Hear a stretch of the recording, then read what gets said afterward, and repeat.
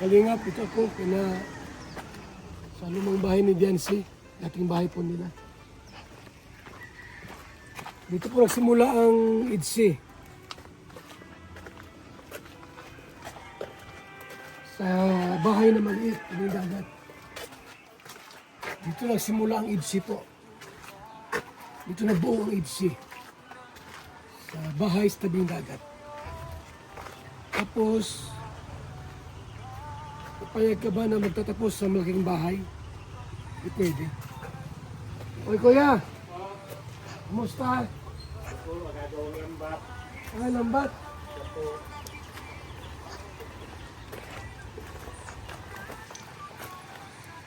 Ayan po, dito po nag-start ang IDSI po natin. Dati mayroon sila dito alagang baboy. Luma na, oh. Luma na po mga kaibigan, no? Kawawa naman itong bahay ni Diancy. Dito nagsimula ang IDSI po. Mga kaibigan. Dito nagsimula ang IDSI. Yan, dito po sa tabing dagat na ito. Dito po nagsimula ang IDSI. So ngayon, ayan, bulok na. Bulok na po, dito ka rin mga bato malaglag, oh. Sira na po yung bahay nila. Dapat to, ipa-repair natin to. Kasi dito po ang ala-ala ng IDSI. Tapos sira na po. Sira na. Ang nakatira po yung tiyuhin niya. Lambat kaya yan? siya po. Saan mo gagamitin? Lamas, ano po, paglaot po. Kapag laot? Ano, maraming tulo ang bahay mong ito? Maraming tulo rito? Siya lang po yung nandun po sa kanto. Ah, sa kanto. Siya po. Itong labas, okay Hindi naman. naman po, lalagyan ko ang buong pawid diyan pa. Okay. Ayun, Yung loob lang. siya po yun po. Dati po dito yung ano nung pumunta ko rito dati, ito yung pinakasala dito. Yung loob. Yan po. Yan man lang po. Yan man Ayun, lang may po sira problema. na dito. Dito po nagsimula ang IDSI, mga kaibigan. Tapos pabayaan mo ba itong bahay na ito? Yan o. So ito yung kanilang kitchen, kusina. Yan, butas na rin o. Kuya, Oo. butas na rin. Lalo pa, ano, ko lang po yan. Pagkapira. Tapos yung CR nila. Ilang taon si Biancy rito nakatira? Kuhan po yun. Ilan na taon na po baga siya ngayon. 19 na ngayon. Kuhan po mga 17. Siya? Katira? 17. Grabe, no? Dito siya lumaki na pala. Kaya po dito na siya nawa. Dito na buong IDSI, kuya, eh. Siya po. No? Dito na buong IDSI. Kaya nakakalungkot naman po na itong bahay na ito ay ganito na. Dahil sa bagyo at malakas na hampas ng hangin. Kaya, ayun, nasisira at nabubulok. Sana mapaayos natin to, kuya, no? Siya po. Para naman manatiling alaala ang IDSI sa ating lahat. Huwag tayong pumayag na magtatapos ang IDSI sa malaking bahay. Kasi ito po, alaala ng nakaraan. Dito na buo ang mga alaala ng IDSI. Tapos basta lang mawala. Di ba? Huwag tayong pumayag po na ang IDSI po ay mawawala po. IDSI forever tayo. IDSI forever. Sino yan? Sino kaya yan? Kuya, Po. kanong picture to? Eh ano po yan? Doon sa pamangkin po. Sino? Kay Jense. Si Biancy ba yan? Siya po. Ay, si Biancy pala yan, oh.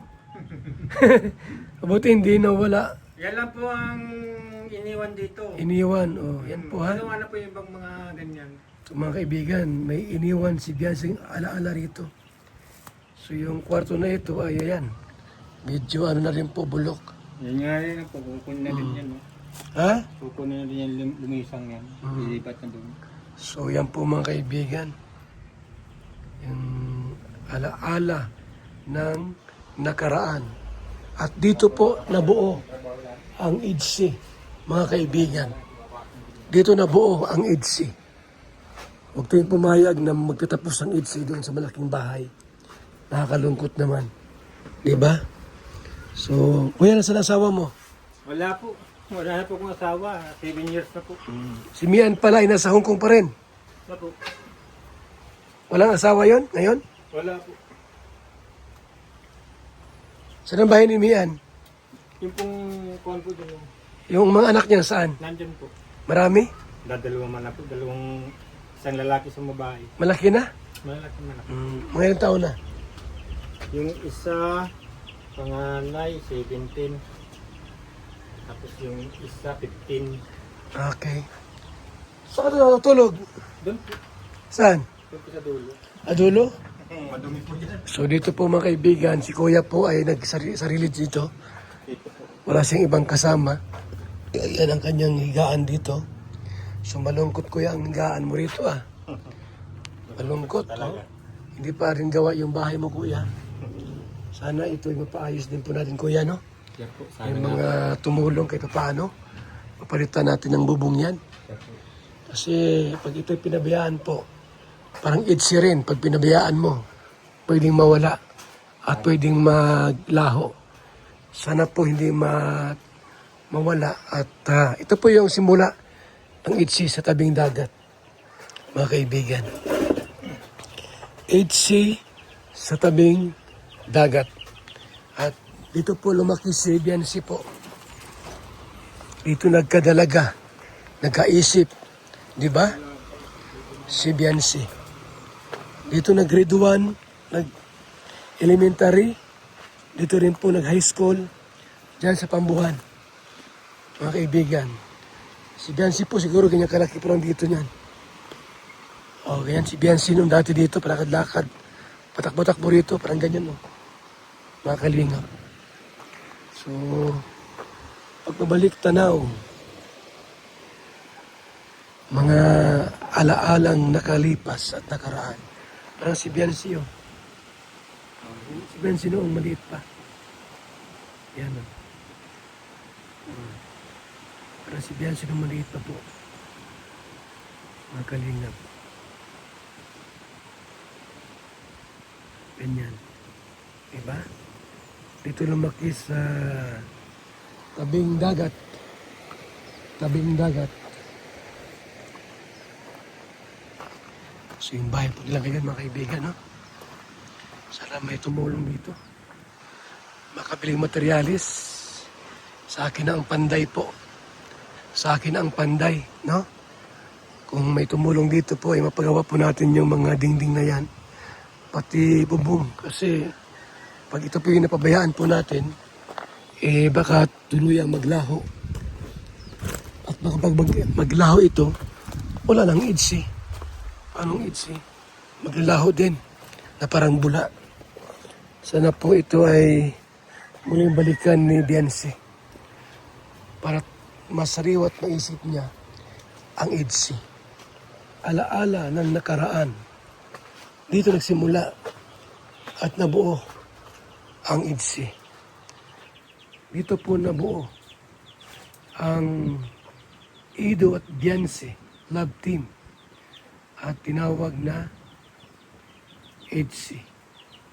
So mula noon po, yung dati rito mga bulaklak ko, wala na oh. Nung vlog ko dati po, may mga bulaklak yan dyan.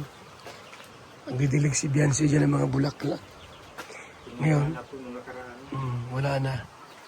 Naglaho na po lahat. So yan, ang naiwan si Kuya.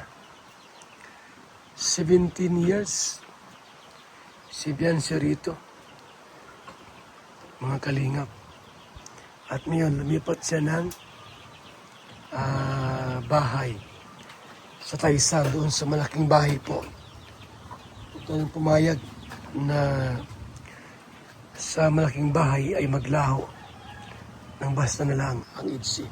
Paglaban po natin, mga kaibigan. So, ito pinagawa ko na nga ito. Pinagawa ko na nga po ito mga kalingap. So, sana po may mga tutulong sa ating plano na ipagawa itong bahay na ito nila Bianse para manatiling sariwa at alaala ang IDSI po, para manatili ang IDSI sa puso at damdamin ng bawat isa po sa atin. So, napaganda ng panahon, hindi ganong maalon, tama lang. Ayan. So, sabi nga ni Kuya, may panahon daw po na si Biansi napunta rito. Siguro po minsan pagka naalala si Papaido, napunta dyan, tapos nagmumuni-muni, nagbubulay-bulay at sinasariwa ang kanilang pusong nagmamahalan.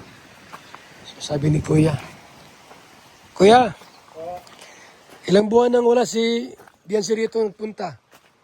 Tagal na po, mula na pong naglipat sila. Di ba nakapunta rito?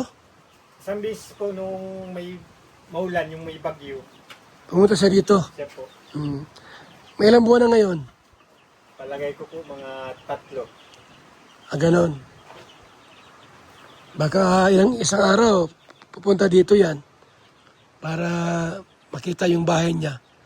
Siyempre dito nagsimula ang IDSI ay. Siya nga po. Dito na buo ang IDSI. May mga baboy pa nga dyan, no? Yan, no? Si Taybiran nag-alaga ng baboy dyan. So dito sila nagsimula po. At dito na scout ni Dr. Lab, si Biansi. At nabuo ang IDSI. Dahil kay Kalinga Prab. Mga kaibigan. Dito na buo ang IDSI dahil kay Kalinga Prab.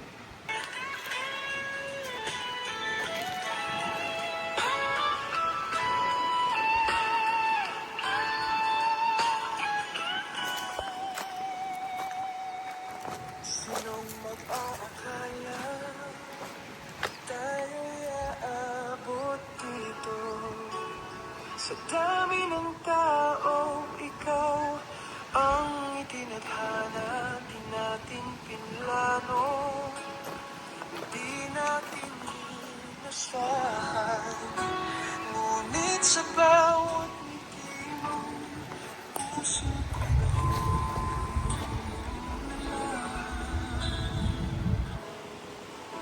at ngayon, tinitingnan natin ang kahapon. Puno ng saya, hirap at hamon, ngunit ikaw ang biyaya na dumating. Sa gitna ng mundo, walang kasiguruhan.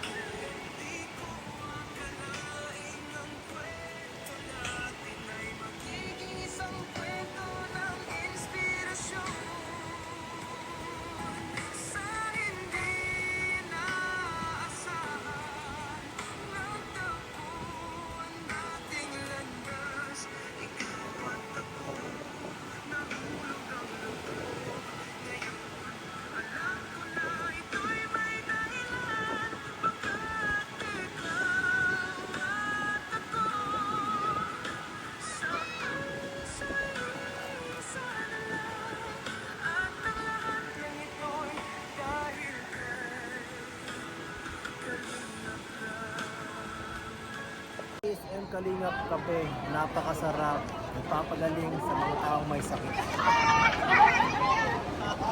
Bilang isang karpintero, araw-araw napapagod, BSM Kalingap Kape ang panghagod. Sarap. Magandang umaga, Lolo. Ano yung iniinom mo? Ay, ito ba po? Ay, VSM Kalingap Kape. VSM Kalingap Kape? Bago yan, Lolo ah. Oo, apo. Ang kapeng may puso at maraming benepisyo sa ating kalusugan. VSM Kalingap Kape, 9-in-1 Healthy Coffee Mix. Ang kapeng may puso, VSM Kalingap Kape. Sa mga gustong umorder, tumawag lamang sa numero ni Kuya Val, 0929-1132-469. VSM Kalingap Kape, ang kapeng may puso, VSM Kalingap Kape. Ayos, Lolo. Yan na lang din ang iinumin ko. VSM Kalingap Kape.